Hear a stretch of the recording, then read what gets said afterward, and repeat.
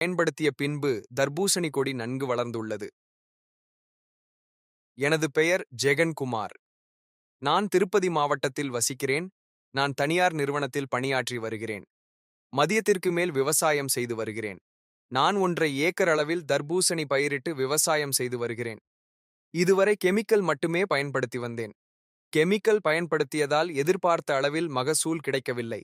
ஆகையால் ஆர்கானிக் முறையில் பயன்படுத்தி பார்க்கலாம் என்று ஏபிகேஎஸ் ஆர்கானிக் நிறுவனத்தின் அபிமான் என்ற மருந்தை பற்றி ஃபேஸ்புக்கில் பார்த்தேன்.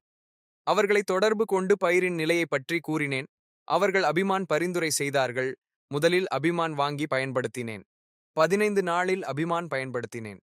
பின்பு 30 நாளில் ஆர்பிக்ஸ் பயன்படுத்த பரிந்துரை செய்தார்கள்.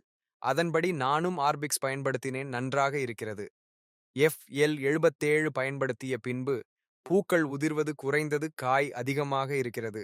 அபிமான் பயன்படுத்தியதால் வேர் நல்ல வளர்ச்சியும் ஆரோக்கியமாகவும் இருக்கிறது.